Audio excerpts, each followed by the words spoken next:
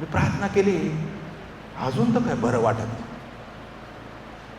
देवा मला इतका ताप आहे, हा ताप जाऊ दे. प्रार्थना उघडतात बघतो की अरे ताप तर तसाच आहे. अल्पविश्वासी, त्याला दिली ना विनंती, आता तो बघल ना, त्याचं काम. माझं काम आहे विश्वास ठेवणं, आनंदित होणं, धन्यवाद देणं. धन्यवाद देवा, तू माझ्या प्रार्थना ऐकल्यास, त्याचं उत्तर दिलं, असा विश्वास. जरी आज माझ्या डोळ्यांनी दिसत नाही, पण माझा विश्वास मला सांगतो देवाने केलेलं आहे. हन्नाने जेव्हा प्रार्थना संपवली, ती काय घरोघर नव्हती लगेच. पतीचा विश्वास होता, देवाने दिलेला आहे. प्रियांनो, ह्या गोष्टी आम्हाला शिकणं अत्यंत महत्वाचं आहे. स्तुतीमध्ये सामर्थ्य आहे. आम्ही बघतो यहोशुआ त्या यरीहो शहराकडे फिरत असताना त्याने पाहिलं हे शहर जिंकणं किती कठीण आहे. हा तट, हा भिंत, ही कोट या शहराचं रक्षण करत आहे. देवाने सांगितलं तुम्ही काय करा, स्तुती करा, धन्यवाद द्या. काय जेसीबी मशीन घेऊन आले नाही ते कोट पाडायला, आणले बस तरी तुटला नसेल. इतका मजबूत 2 का 3 रथ एका वेळेस त्याच्यावरून चालत असेल कोटावर, इतका मोठा तो होता.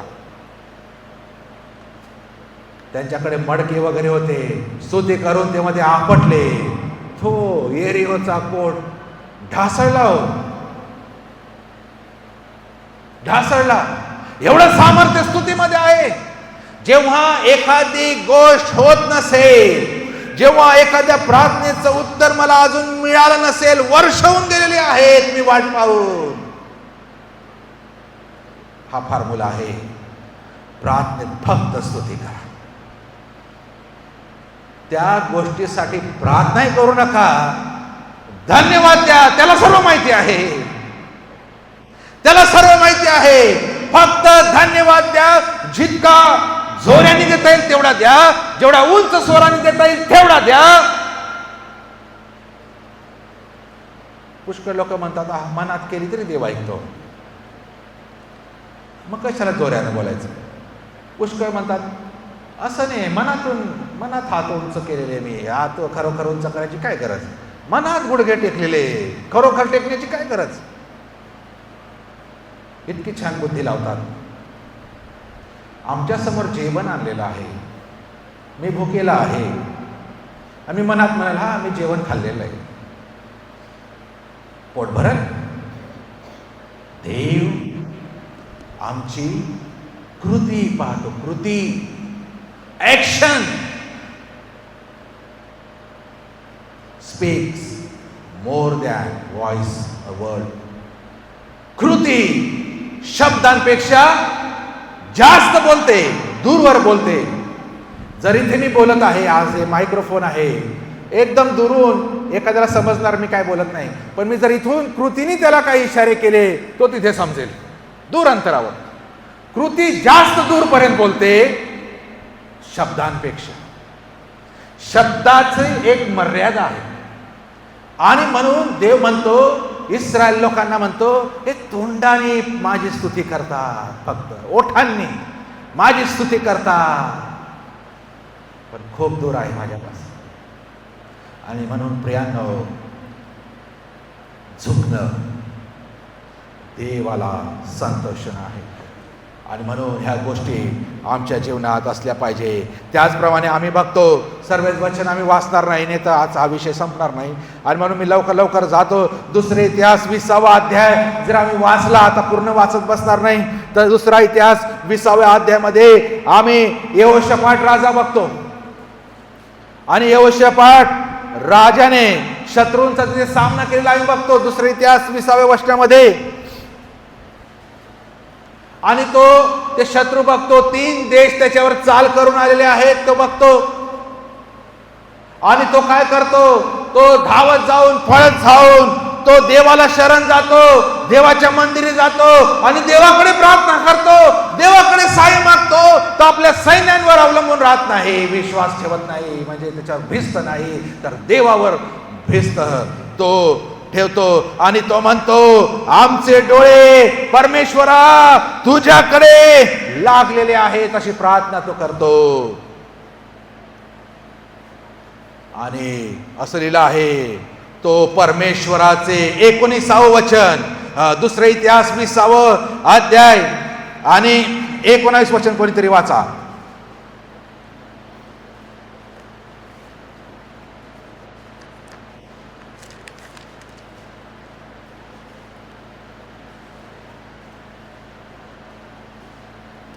आणि कहाती व कोरेही यांच्यातले काही लेवी उभे राहून इस्रायलाचा देव परमेश्वर याचे स्तवन, आपल्या पवित्र शास्त्रात नीट एक एक शब्दावर बोट ठेवा, इस्रायलाचा देव परमेश्वर याचे स्तवन उच्च स्वरे करू लागले.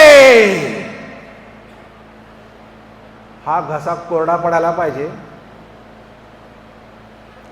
नंतर आवाज निघाला नाही तरी चालेल.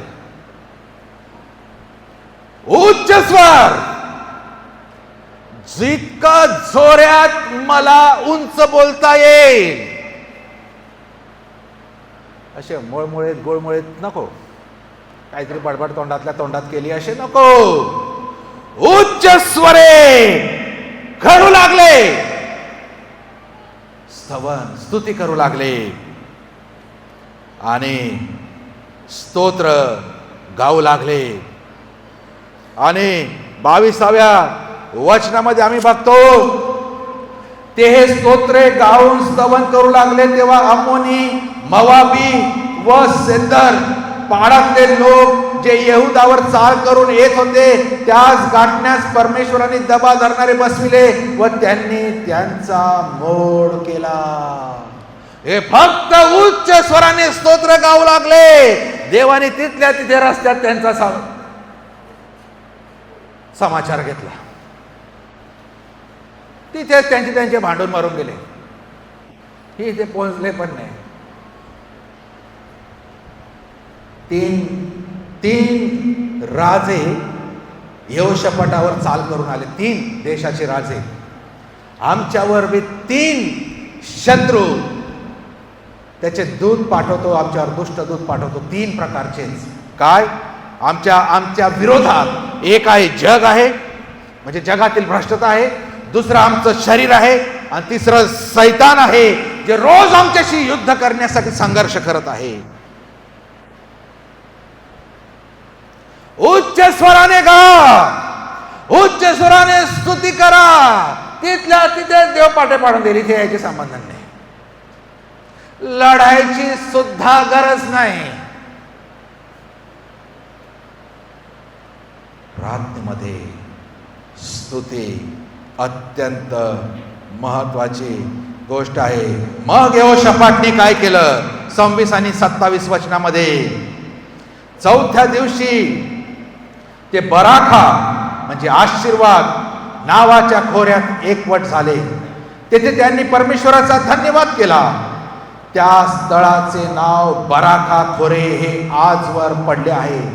मग सर्व यहुद्यातले लोक व यरूशलेमकर यांच्या अग्रभागी यहोशापाट हे मोठ्या आनंदाने यरूशलेमेकडे परत चालले व त्यांच्या अग्रभागी यहोशापाट होता.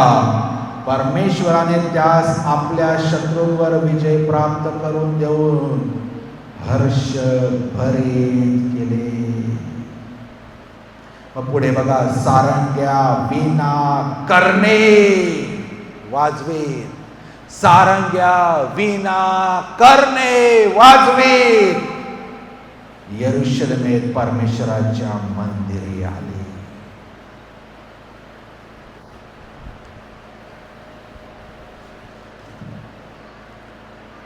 हे रहस्य आहे प्रियांनो, पुष्कळ ख्रिस्ती लोकांना हे समजते. फक्त स्तुती आराधना, देवाला संतोषणे, वाद्य वाजवून उच्च स्वराने गाणे आणि वाजवत मंदिरात येणे. बाकी सगळ्या गोष्टी टेकिंग केअर ऑफ होईल. देव त्यांची काळजी तिथे घेईल, ती त्याची जबाबदारी. आम्ही काय करतो? आम्ही आमच्या शक्तीने आमच्या समस्या आम्ही सोडवत बसलेले आहेत. काय सुटल्या नाही, सुटणार बी नाही, सुटणार नाही. सैतानाला वाटतंच की आम्ही या युद्धामध्ये इतकं व्यस्त व्हावं, जग शरीर सैतानामध्ये या युद्धात आम्ही इतके व्यस्त व्हावे की आम्हाला डब करणे आणि या झांझान या विना वाजवत चर्चमध्ये बसायला वेळच मिळू नये. आम्ही उच्च स्वराने गाऊच नये, तो वेळच नाही मिळणार, कारण आम्ही इतरच गोष्टीमध्ये इतके व्यस्त आहोत. आजही बघा ना, किती लोक आपल्या उपजीविकेमध्ये व्यस्त असतील. इतके व्यस्त करून टाकले सैतानाने आमचे लोक, ज्यांच्यासाठी येशूने रक्त सांडवलं आणि त्यांना विकत घेतलं, ते व्यस्त आहे आपल्या कामात. आपली उपजीविका 2 वेळेची भाकर सोडवण्यात व्यस्त आहे. एवढंच जीवन आहे आमचं. शरीरासाठी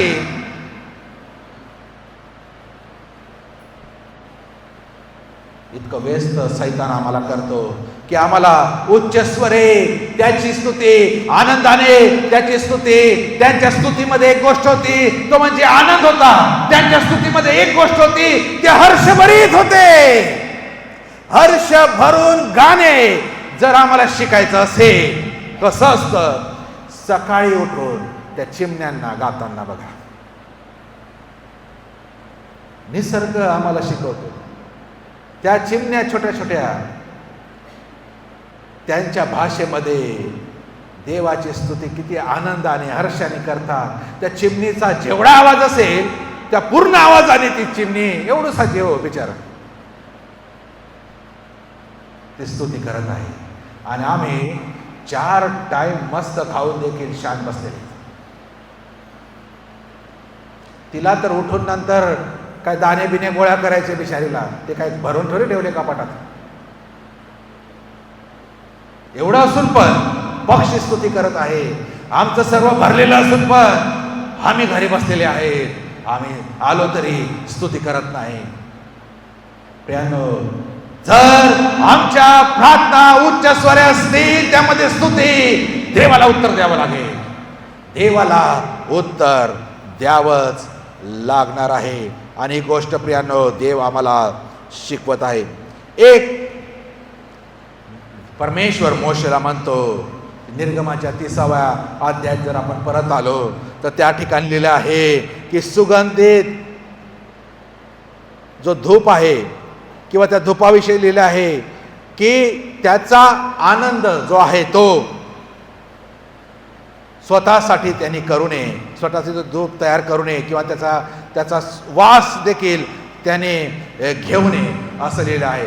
तर सुरुवातीला मी याच्याविषयी थोडक्यात बोललो होतो, पण याचा हा शेवटला पार्ट असा आहे, देव इन्स्ट्रक्शन देतो निर्गमाच्या 30व्या अध्यायामध्ये की हा धूप बनवला, देवाने सादर केला. आता तिथपर्यंत सर्व ठीक आहे. 30 आणि 37 मध्ये जे धूप तू तयार करशील त्यासारखे मिश्रण तुम्ही आपल्या स्वतःसाठी तयार करू नये.